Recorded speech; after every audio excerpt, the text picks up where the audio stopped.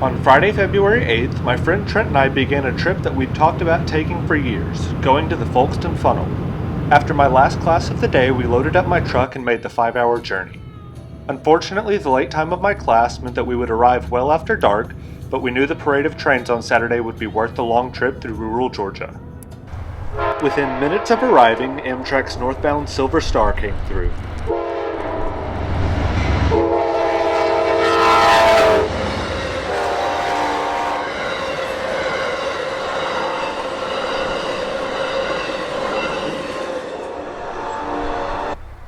The saying "you get what you pay for" generally holds true in life, and lodging is no exception.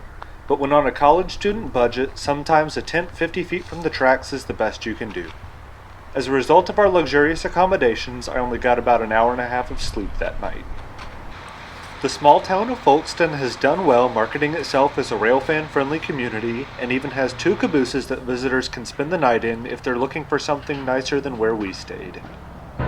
Though we saw and heard over a dozen trains during the night, including Amtrak's Auto Train, our first true catch of the day was a southbound stack train with a handful of Tropicana juice reefers scattered throughout the consist.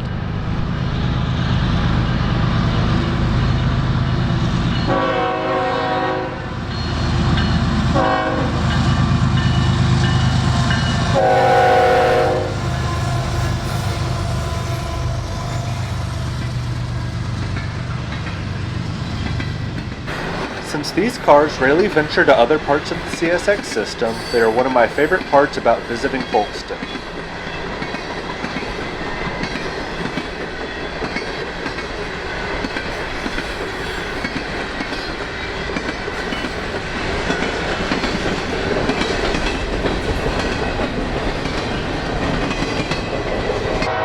Shortly after we grabbed breakfast, a northbound manifest made its way through town.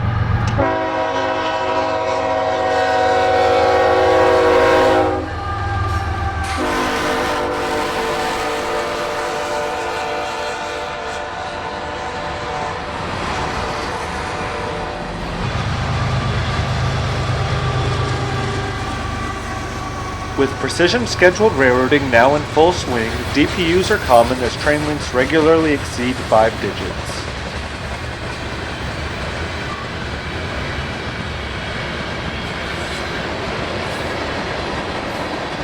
Amtrak's southbound Silver Star was the next train to race through town as passengers enjoyed breakfast in the Viewliner dining car before their arrival into the Sunshine State.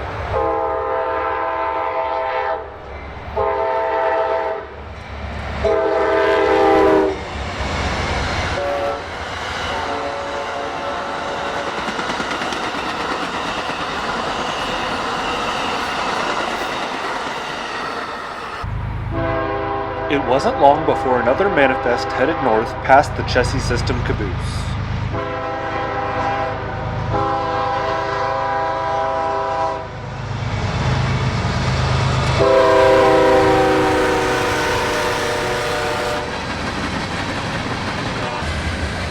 A couple of the grade crossings on Track 1 are in pretty rough shape, and both trains and automobiles have a bumpy ride going over them.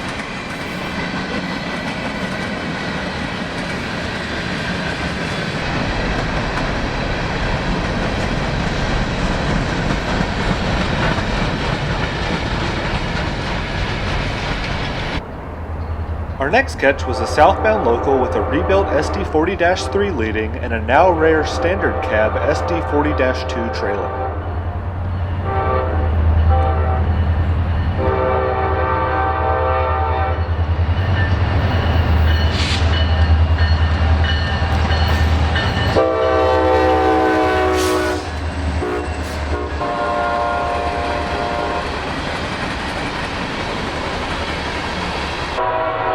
"12,600 feet of manifest freight, including over 100 phosphate cars, made up the next train, as well as a visitor from the Great White North in the form of a Canadian Pacific AC 4400.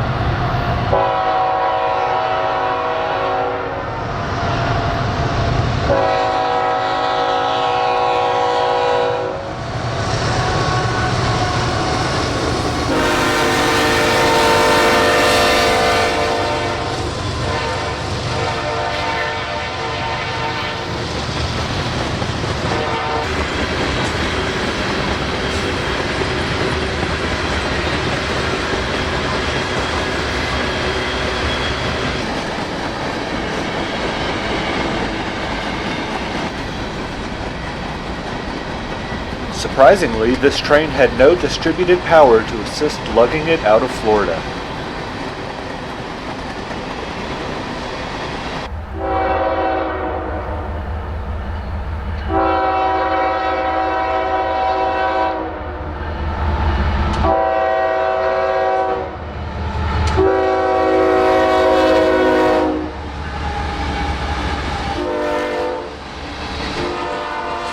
Next up was a sight that's becoming increasingly more rare, a coal train.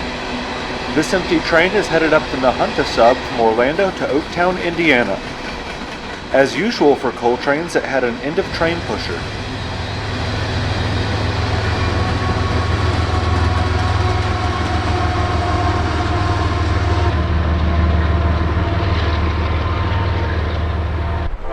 Moving across the tracks near the old depot, we saw an intermodal train often referred to as the Crowley Express, which runs daily from Charlotte, North Carolina to Jacksonville, Florida.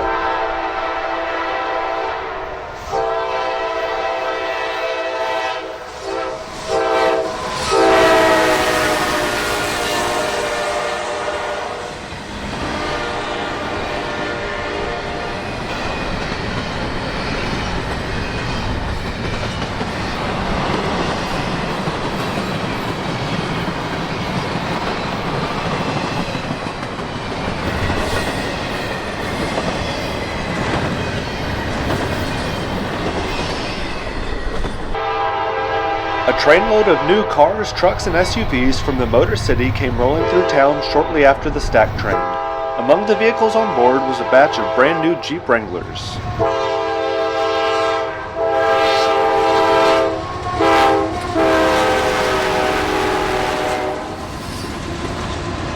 Railroads are always a good indicator of the state of the economy, and another load of new cars headed to Florida dealerships is a great sign.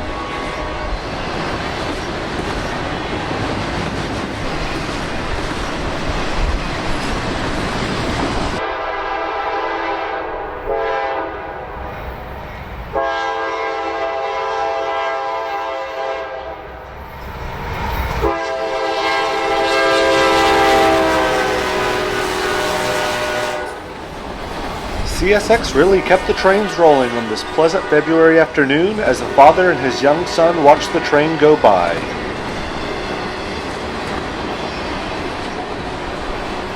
The next train is always a crowd favorite for rail fans, but one that will set any crew on edge.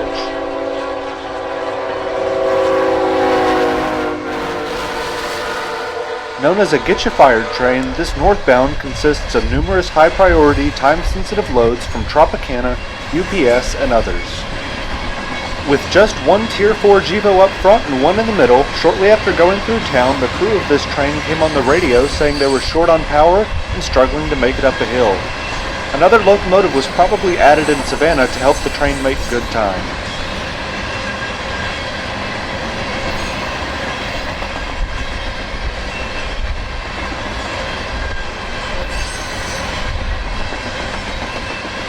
CSX no longer runs dedicated juice trains for Tropicana, instead putting the reefers on the front of single-stack intermodal trains.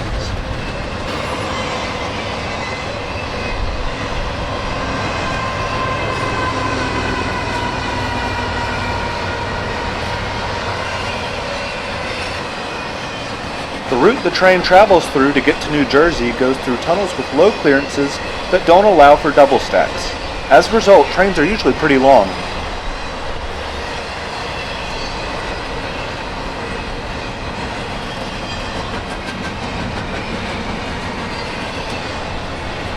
A little while later, we were treated to a southbound loaded ethanol train with a YN2 liter and a thoroughbred Tier 4 visitor trailing.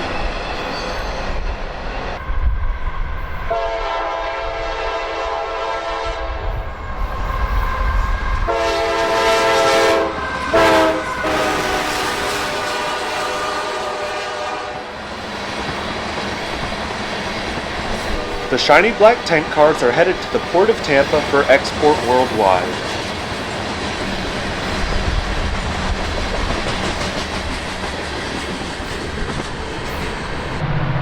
Next up was a familiar sight.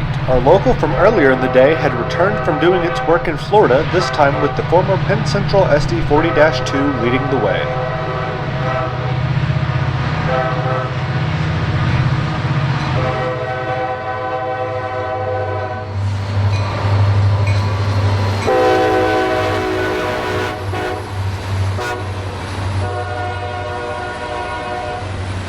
veteran EMDs were working hard as they now had a sizable train behind them.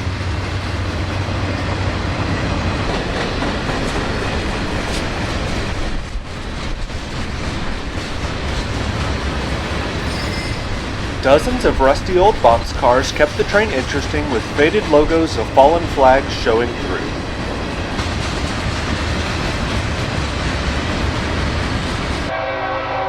It's hard to imagine a more classic scene of South Georgia than watching a train through the limbs of a southern live oak covered in Spanish moss.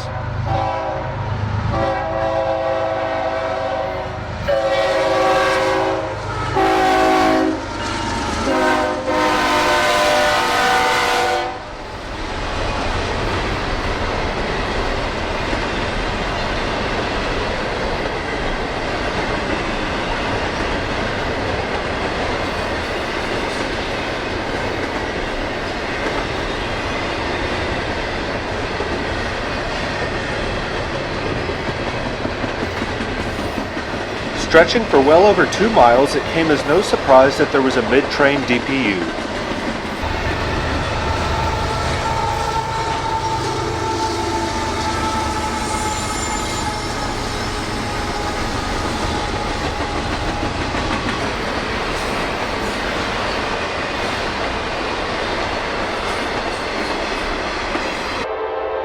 A southbound manifest rolled past the unique Folkston Water Tower a little while later with a great variety of rolling stock.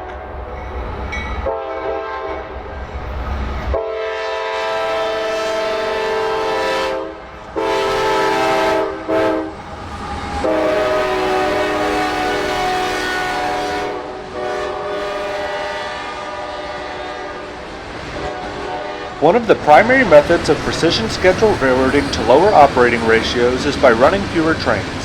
As a result, Folkston isn't as busy as it used to be, but it's still more than worth the trip.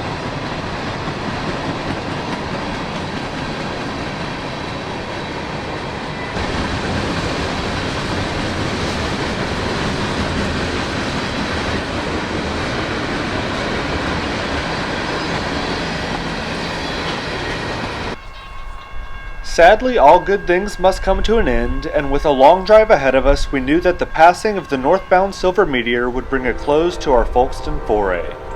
As a perfect ending to the trip, Amtrak's Phase 3 Heritage Unit 822 led the way with a friendly engineer waving as the train passed.